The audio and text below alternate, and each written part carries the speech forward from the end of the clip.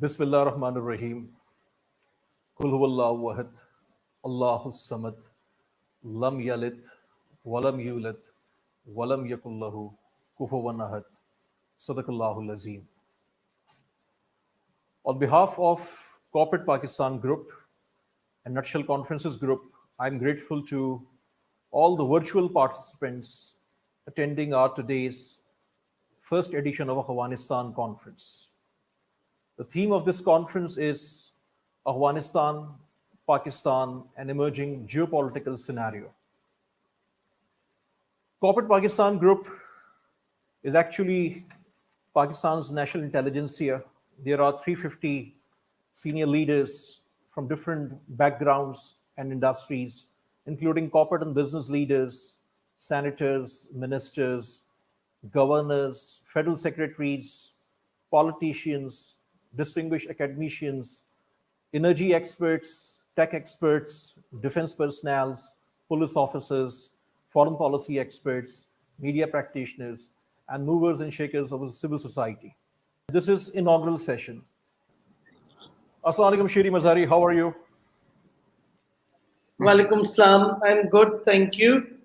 I want to basically focus on Pakistan because, everybody's talking about how there's been this shock with which everything collapsed in Afghanistan. In the US, there is a discussion and debate on the role of the present administration in this sudden collapse. In the UK also, we're seeing that. But what is emerging and what for Pakistan should now be unacceptable is the scapegoating, that the murmurs of scapegoating are coming, whether it's the Western media, whether it's in the US or the UK, in their Congress, in their parliament. The scapegoating of Pakistan for a failure that entirely rests with those who occupied Afghanistan for 20 years should be something that Pakistan is not going to be prepared to accept anymore, because Pakistan itself has been the victim of these wars that were done. First, when the Soviets came into Afghanistan and Pakistan was brought in, and we trained Mujahideen with the help of the CIA, to fight what we were told were foreign invaders. And we were seen as collaborators, therefore. And we suffered the wrath of that. We had armed Taliban groups rising in Pakistan. We had terrorism coming in, militant terrorism coming in, polarization of our society, the drugs and Kalashnikov culture, as many people called it. And of course, we also have been, and then we had, of course, 9/11. And again, we were brought into a war that our Prime Minister has consistently stated for decades was not our war. And he has consistently stated that there would never be a military solution to a peace in Afghanistan. And that's exactly how things have followed. And when he advised the Americans earlier to have a dialogue when they had more strength, when the date of withdrawal had been given, nobody listened. And at the end of the day, the US did dialogue with the Taliban. The US had a Doha agreement with the Taliban. And of course, that was done from a weakened position. And then, of course, they put pressure on us to release the Taliban leadership. Mullah Baradar was released on the US's pressure and insistence as part of the deal that they were doing with the Taliban.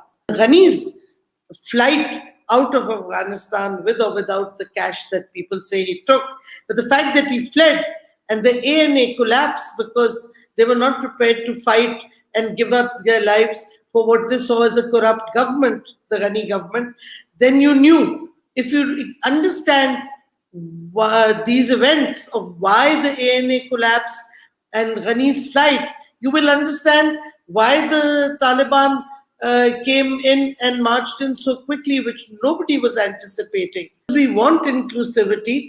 We want the Taliban to be mainstream, to reach out. But if you're going to corner them and hem them in right from the start, then I think that a lot of problems are going to arise. So we need to be very careful on how we handle.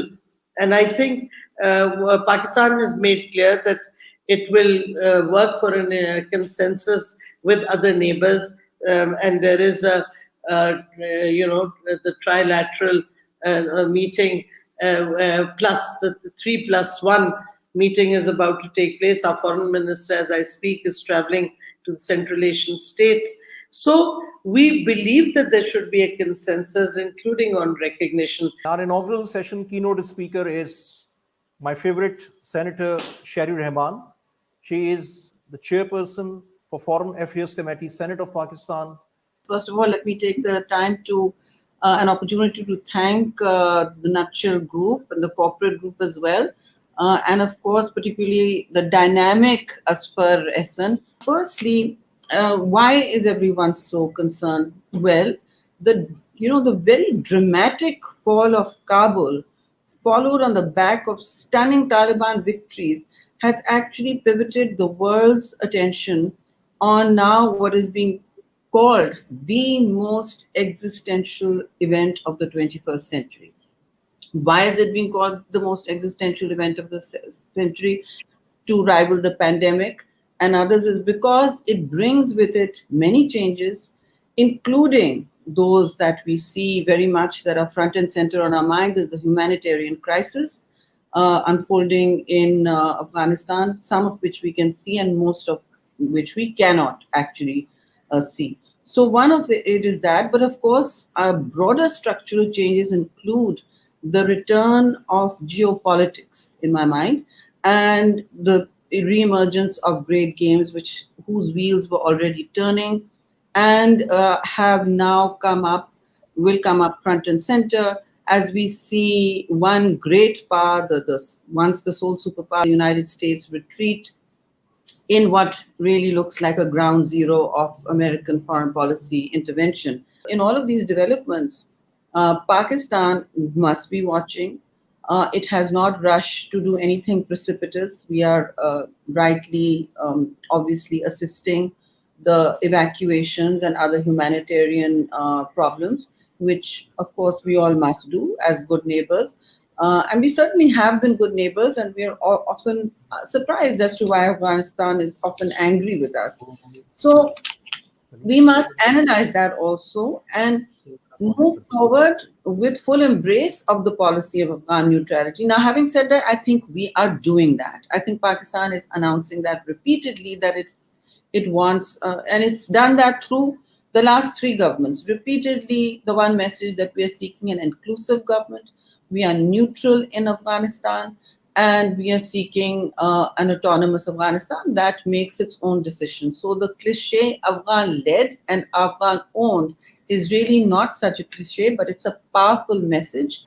So let us start the second session. Let me request Ms. ANDLEEB Abbas, Parliamentary Secretary for Foreign Affairs, to please start from her opening remarks. Thank you so much, Asfar, and it's great that so many august and experts and leaders and excellencies are here to talk about the most important topic, I think, in the world today, and that is Afghanistan. This is a truly historical moment for the world, and I think for the region in particular. And as they say that when things happen like this, they present opportunities and threats both, depending on how you receive them and how you act upon them. So Afghanistan, as you know, has been a melting hotspot in the geopolitical world. And as SHIREEN MAZARI and SHIREEN RAHMAN have very expansively talked about the situation, I'm not going to go over it. I'm just going to give an overview of how in foreign affairs, in the foreign ministry, and as government of Pakistan, we are approaching this particular situation. We have a four-pronged approach towards the region and Afghanistan in particular. Our first approach is that we are partners in peace. This is a stated policy for us, and we have been stating it for a long period of time. Our Prime Minister has categorically said that this is what our whole focus is in Afghanistan and in the region in particular. So That is why when you saw the absolutely not interview, that was in line with this policy, that we are not going to be partners in conflict. We were, and we suffered the most. And we are not going to repeat the mistakes we made previously. So we are partners in peace, and we are going to do our utmost to promote peace in the region, especially in Afghanistan. Because if Afghanistan is peaceful, Pakistan is peaceful. Pakistan has paid a heavy price of the conflict that has taken place in Afghanistan. So that's the first approach. The second one is that we are going to support an inclusive, sustainable government in Afghanistan, all in an effort to bring everybody to the table and do a dialogue, which has been the Prime Minister Imran Khan's policy. Even 20 years ago, he was the lone voice who said that dialogue, dialogue, and dialogue is the only solution. Military solutions are never sustainable. Number three, we are very conscious about the humanitarian issues that Afghanistan is facing. And our embassy and our government is doing everything in this period, which is uncertain, where people are evacuating, where other embassies are closed now. Our embassies are working day and night to make it possible for people who want to leave the country and to be safe and sound as far as this period of transition is concerned. Let's ask Marshal for his remarks. There are two different kind of strategies in the world which have happened. One is the West, the United States, and one is the East, the China. A slow, progressive. I remember going out to Africa about 2 decades ago, and the Chinese would go do mining, but still make small schools in the hospitals. And then they took on the BRI. And look at this approach, vis-a-vis being the unipolar world, America decided to handle everything by force. And then it's not sustainable. We saw it. Because the people-to-people contact was not there. The investment in the people's well-being was not there.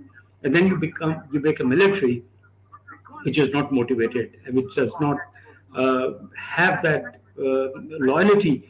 Everything crumbled because of these reasons. Now, it's very important for the United States to look back and see right from the World War II to so many, I don't have to quote numerous, but if we spend trillions of dollars and I think not less than 7 to 8 million people killed, this is not fair. We are into a very important place where the two kinds of approaches to the world have become visible. Media management or the perception management will come in. Why should they be talking of girls going to the school or not going to the school? I think Taliban have played their innings pretty good. I think we need to give that credit to them to start with. Just being less than a week. And they made it very clear in an amnesty.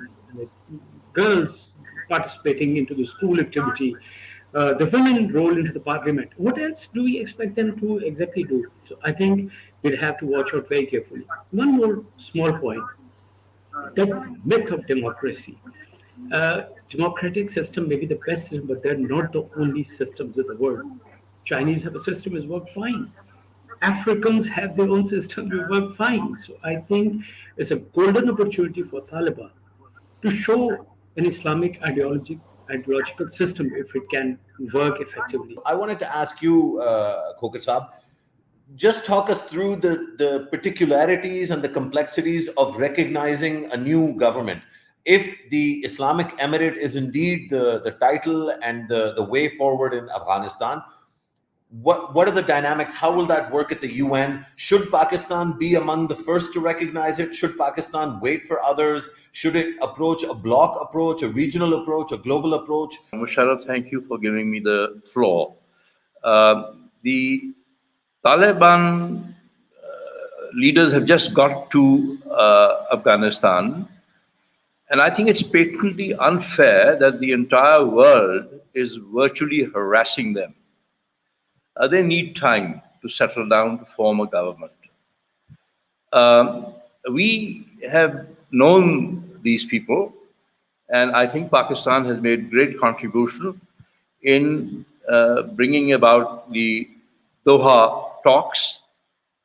And I think here I would like to give credit to this group of Taliban leaders who have shown great diplomatic skill, great political skill, great military skill, and of course a spirit of accommodation.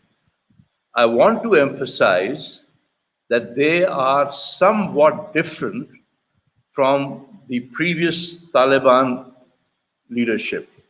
I think this is an important aspect. And so far that they have spoken to the international community, on television networks, etc., they have shown reasonableness, and I think the real test will come when they can match their words with their deeds. So I think it's a bit unfair to put them on the mat from the beginning. On the question of recognition, I think this is a very delicate matter, but clearly Pakistan has got into this sort of framework where we are talking about the broad-based and inclusive government and human rights and rights of women. And so these are all good things. But you know, the Taliban will feel under tremendous pressure. Now, the technical aspects of recognition are, is the Taliban government in control of its territory? Is the government functioning is there governance there? Is there the commitments that they have made to the international community about the presence of non-state actors and transnational actors? Will they be able to throw them out or get rid of them? That will take time. Sure, this is not something that they can do in a matter of a week or 10 days. Or it'll take a lot of time. Anwar, you, of course, you represent Pakistan. You're a senator for Pakistan. So I hate to do the kind of thing where, you know, ANDLEEB gets asked about women and you get asked about Balochistan. But even though I hate to do it, I am going to actually go ahead and ask you, one of the perspectives or issues that's going to be really important is the way in which this generation of Afghan refugees settles. I wanted to give a brief background on how do I view a situation, but I'll directly come to the question you have raised. The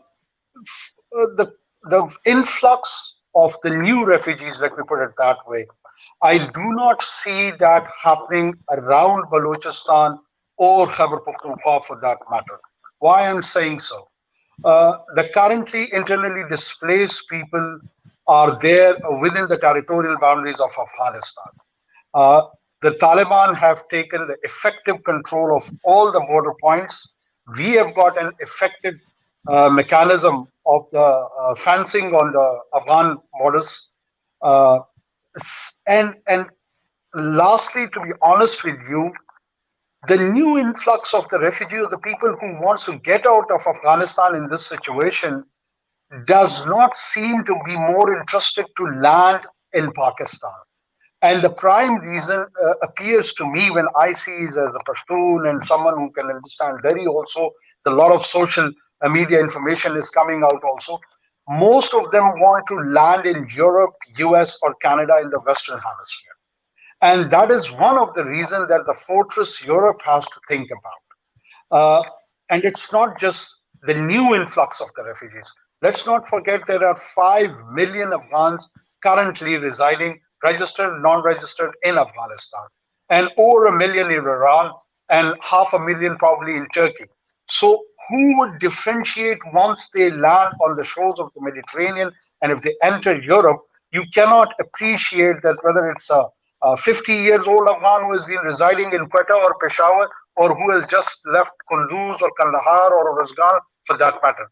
So bigger challenge as far as the influx of the refugees is concerned, and there will be a boon of human traffickers. I mean, I've been reading some articles currently on this subject, and people are quite wary, and there are the authorities all over the Europe, particularly because to reach the US is a huge challenge. But Europe is more vulnerable.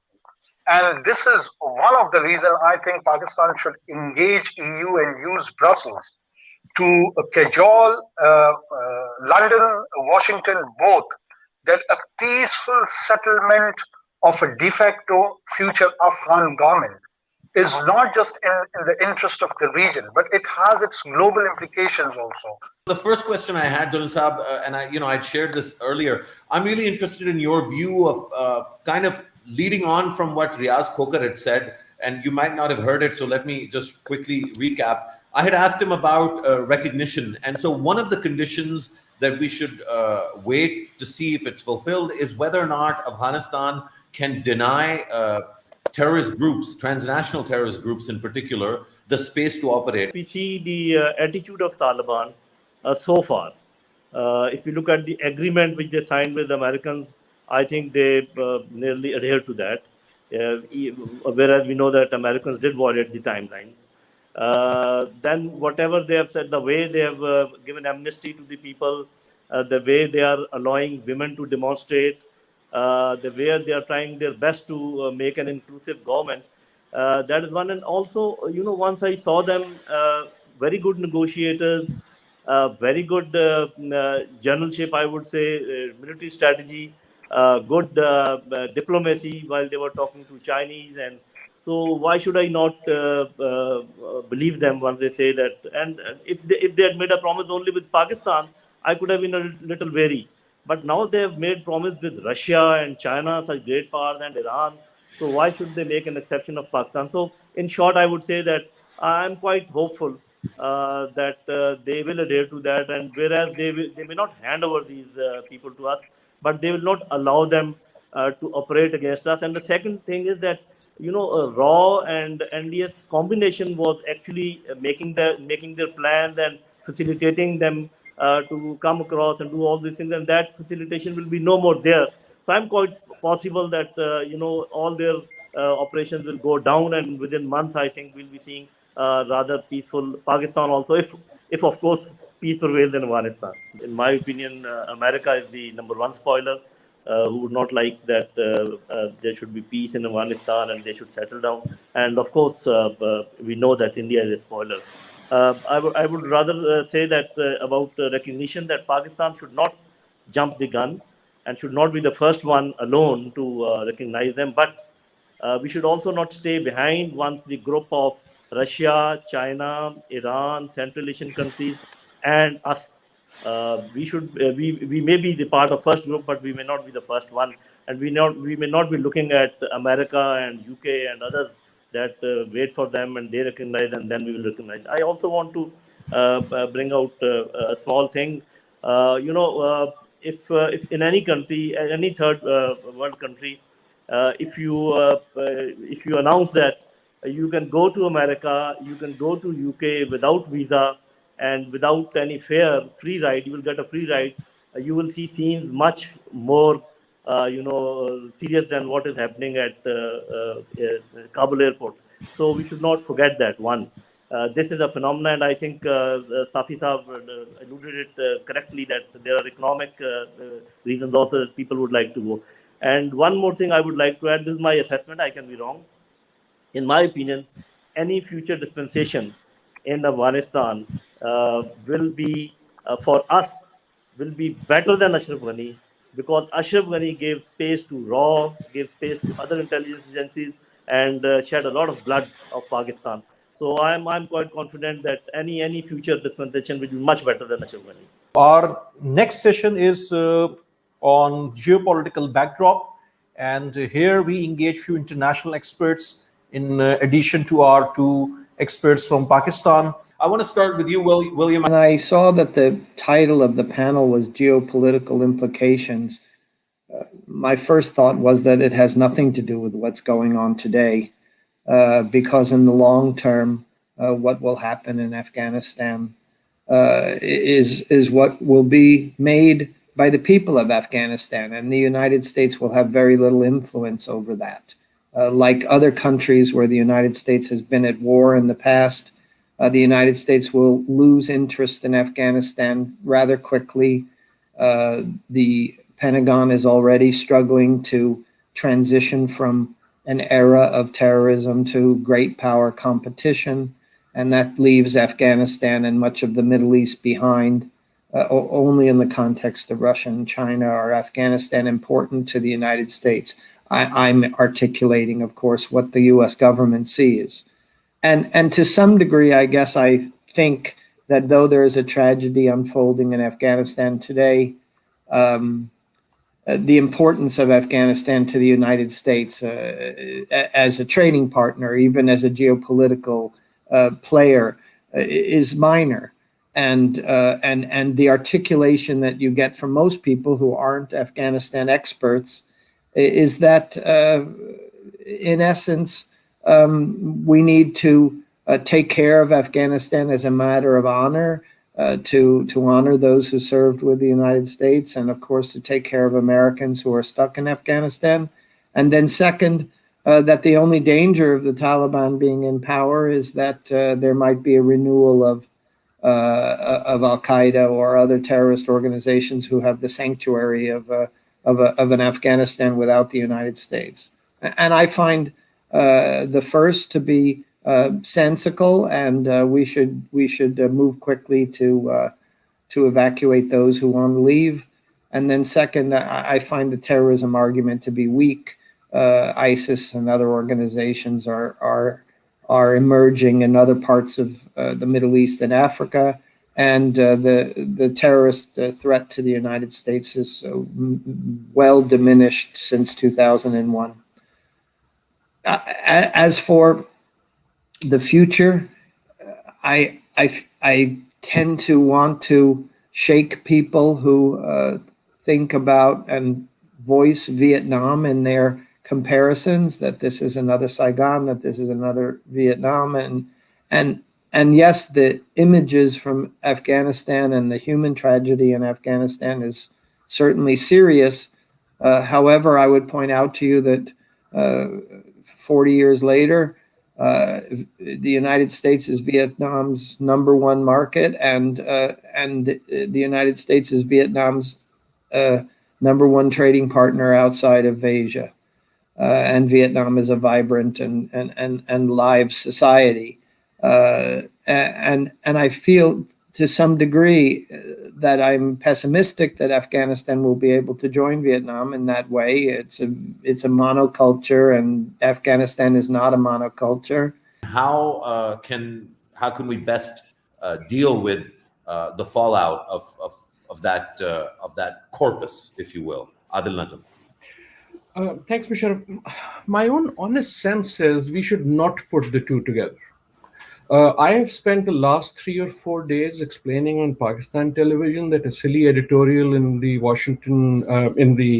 in Wall Street Journal does not represent U.S. policy, and silly statements by silly people or exaggerations by individuals in Pakistan should not indicate that. There's no dearth of silly statements, and there's no dearth of exaggeration. There's no dearth of posturing, because also the event is so much. And frankly, the reason I say that is not to minimize it. It is because these statements have very little to do with Afghanistan. They are a reflection not of what's happening in Kabul. They are a reflection of the state, the abysmal state of US-Pakistan relations. They are a honest reflection of the distrust, whether they come from the US. So, you could list that in the US, and I have just learned to develop a thick skin and a big smile and realize that, when relationships are not good, then lots of things are said that need to be ignored. I think both in Islamabad and in Washington, that capability needs to be developed. So in a way, I do think I 100% agree with you that some of the statements and some of the Urdu word is chaske, sort of gloating that one sees is not just unbecoming. It is destructive, and it is not factual, and it is erosive. All of that is true. But all of that should also be expected, given that the relationship, and I'm not talking about Afghanistan, I'm talking about US-Pakistan, is in tatters. There is no one, Dan Markey is here, and I have the highest respect for him. Michael Klugeman is highest respect for him. There is not a single source in Washington, in the US, single person in the US who believes anything you have said. And I say that with great respect, because let me also say there is not a single thing they will say that you will believe. That's the status of the relationship. That's the relationship that needs to be rebuilt. So you are right. These statements do not help. Neither do those sort of things in the Wall Street Journal help, nor should do these silly tweets help, nor does the gloating help. But that is where we are in this relationship, and I would like to see them being used as an indication of why the relationship needs to be mended. I wanted to turn to you, Dan. You've looked at this region in the kind of depth and detail that few people have. Let me just say, I agree that I'm also a bit surprised the quality of the individuals who are now in office and positions of authority within the U.S. government. I mean, these are real professionals. To see events unfold as they have in Afghanistan over the last few weeks is really distressing for so many reasons, but at least in part because people who ought to be better at this allowed it to happen. So that's the near-term issue, and I don't have an answer for that yet. I think we'll be reading that in sort of TikTok news articles and books for years to come. But let me get to the question about China and an obsession or a distraction by China that you posed, because I think that's an interesting one. My short answer would be no. Things in Afghanistan haven't unfolded as they have because of a distraction or obsession with China. We've been distracted from Afghanistan almost since the very beginning. We can go back to shortly before I was in U.S. government when we invaded Iraq and say that the distraction of Iraq, led us away from Afghanistan early on. And that distraction has persisted all the way through. Only a superpower like the United States can fight a war on the other side of the planet and not really be paying very close attention to it, and for 20 years. And so that distraction is not just a China story. I would also say it doesn't, our policy in Afghanistan, as troubling as it has been over the last few weeks, doesn't reflect a kind of a lack of attention to the decision to leave. There have been reportedly, dozens of senior mid-level meetings during the Biden administration alone about this decision. This is something that President Biden has thought about for years, didn't come too lightly. In fact, has chosen to pursue this path, not necessarily the specific way of it unfolding, but the decision to leave Afghanistan writ large, has pursued this in spite of some opinions from senior U.S. Military leaders and many people outside of government. So this isn't the product of distraction or confusion. This is a considered strategic decision. Do you agree with that framing, or do you think that we're including Afghans in our analysis enough that it doesn't merit revisiting? Sense of analysis and conversation, Maria?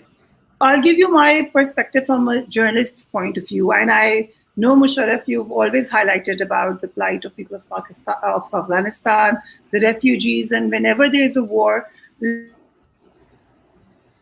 the human angle always, especially in journalism. I remember when I was doing my master's in journalism from England, my tutor told us that the first time the reporter was reporting on the Afghanistan war, when it just started, and they played a clip from Sky Television, and the report was that this number of helicopters have just come back to Afghanistan, and this is what they have done, and this is the report. But the reporter was actually reading from an excerpt given by the security forces. So it was not really journalism. It was sort of reporting that you do in such conflict times. And whenever there is conflict, the real stories compromise. And in that way, I agree with you. Having said that, there have been people who've tried to do that. Afghan people themselves have come out and shared their stories. But when you talk in particular of refugees, then that's a tricky situation. We know the previous Afghanistan war had a huge influx of refugees coming to Pakistan. They went to Iran. Iran had a different model. Pakistan had a different model. And over the years, we realized that this has been a problem for us. Like throughout the war in Afghanistan, we were always labeled as giving sanctuaries to terrorists, and Pakistan's point of view has always been that there's a large influx of refugees in Pakistan. It's very difficult to keep an eye on who's coming and going. That is why we started building the fence. So that becomes a geopolitical angle then. Unfortunately, at that point, the human story converges into a geopolitical story. And that, again, is the sad reality of this war. But something has also changed in Afghanistan and Pakistan. And what I see in Afghanistan today, it's a young generation. Most of the population is between the ages of 18 and 35 or 45. And that's how we see Pakistan also. It's a very young generation. So perhaps 20 years down the line, we can now hope for a better people-to-people contact, not just between Pakistan and Afghanistan, but also more stories of Afghanis coming out. And maybe we will finally get to hear what they want. Pakistan's point of view in that way is, again, different and very clear. They say that we want Afghanistan to decide what they want. But again, as a journalist, there are a few things. I know the political narratives are always correct from their angle, but as journalists, you have questions. So for me, the first question remains that we all say that we want all-inclusive government. Pakistan has said that. Taliban have said that. I've spoken to a few people from the previous regime and they have said that. But how is it possible when you, again, look at this in the geopolitical context? It just seems like a very difficult situation or a difficult scenario. Michael, I wanted to bring you into the conversation. Certainly, I think this will be a pretty significant issue moving forward, the Pakistani Taliban threat. You know, we've heard so much in recent days about how, the galvanizing effect that the U.S. withdrawal and the Taliban takeover before the withdrawal is complete will have on militants in the region. And I think that the effect on the TTP is especially concerning because of its past track record.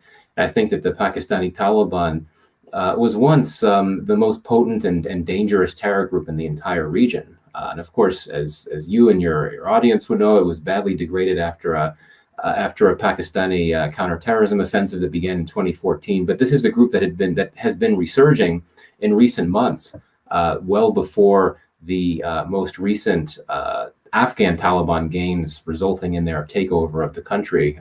You've got a new leader within the TTP who's reunited splinter groups. The TTP has indeed been stepping up attacks in Pakistan in recent months. And the U.S. is well aware of the TTP threat, to be sure. It knows what happened between 2007 and 2014.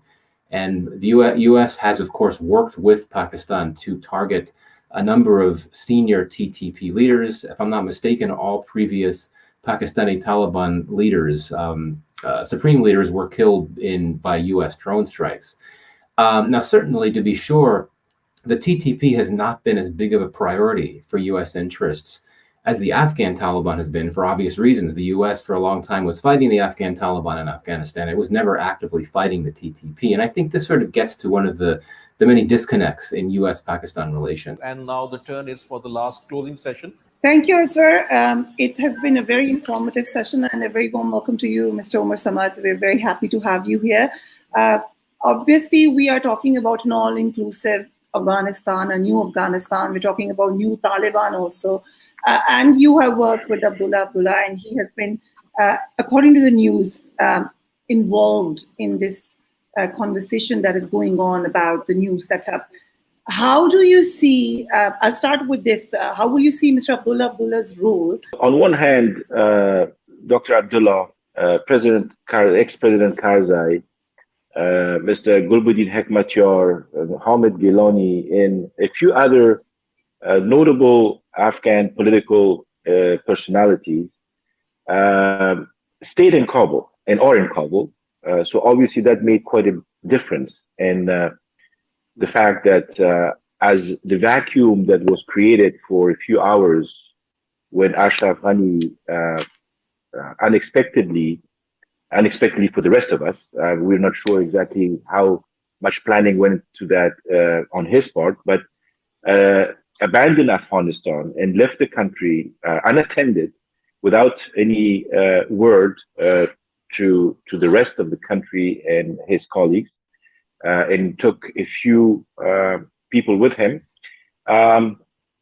Obviously, there was a need initially for some of these individuals who have and continue to be active political players to raise their voice. And so if you remember, in the first few hours of uncertainty and the void that was created, ex-President Karzai, Dr. Abdullah, and Gulbuddin Hekmatyar, I'm sure in consultation with others, announced that they are still in Afghanistan, they are in Kabul, they are in touch with the population. They raised their voice to say that they wanted to play a coordinating role, expecting the Taliban to enter the city. Nobody knew exactly what decision the Taliban were going to take as they were surrounding the city. But eventually they did enter the city, and as soon as they did, the discussions started with these individuals. And their first messages to this group of Afghan politicians basically was to, first of all, reassure them and reassure their constituencies, and also reassure the general population of Kabul and other parts of the country. Thank you, Mr. Omar Samad. In particular, what you said about reevaluation of policies, we see a clear stance from Pakistan that we have reevaluated and we have learned a lot from the past, but we need to see if our regional other players are willing to do the same. This was a very overall good conference, productive conference, very good discussions by our panelists, speakers, and also the moderator. On behalf of Corporate Pakistan Group and Nutshell Conferences Group, I am grateful to all the participants attended today's Afghanistan conference. Purpose and objective I already mentioned was to share different perspectives and understand the current scenario through experts on national security, diplomacy and foreign policy. And also few analysts from media side also participated. In next 2 days, we will issue the summary report of this entire conference with the recommendations and publish through the media, print and electronic media. With this note, I'm again grateful to all the panelists, speakers, and participants, and meeting is adjourned. Thank you.